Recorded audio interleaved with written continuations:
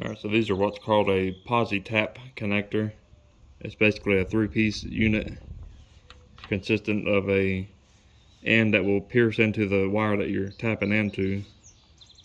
You put this sleeve around that wire first, then as you thread it together, it will pierce into the wire that you're tapping into without damaging it.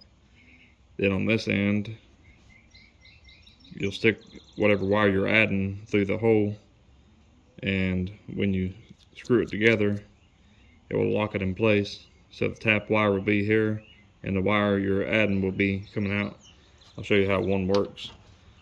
This is an 18 gauge wire, pretty common size of what you find inside of many vehicles for small gauge stuff.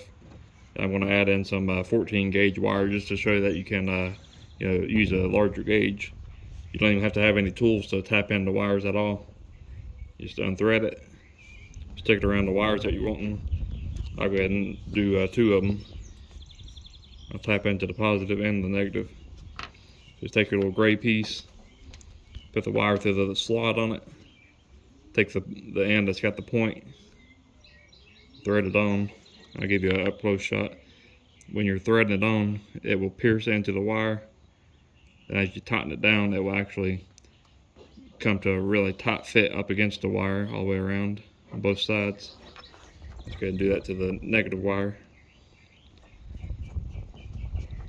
These things are really simple to use.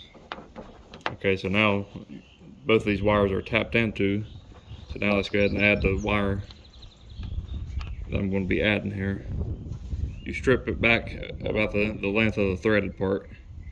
Then you stick your wire into it. And you see it will come out this end of it slightly. Then you just simply put it in there and thread it together. Get it pretty tight.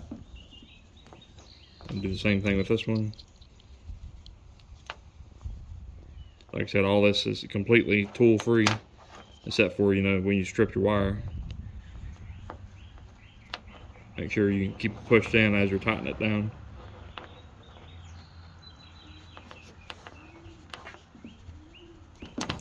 So both of them good and tight. And now your wire is tapped in there really nicely. And as you see, and that's a rock solid connection. Yeah, I can't pull that out. Then if you want to take it loose, you just unthread it, the wire will pull out. Unthread this one, and this wire will pull out.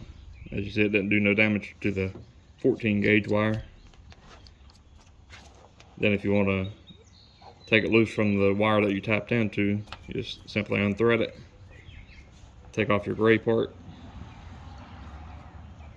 set it off to the side. Same thing with this one.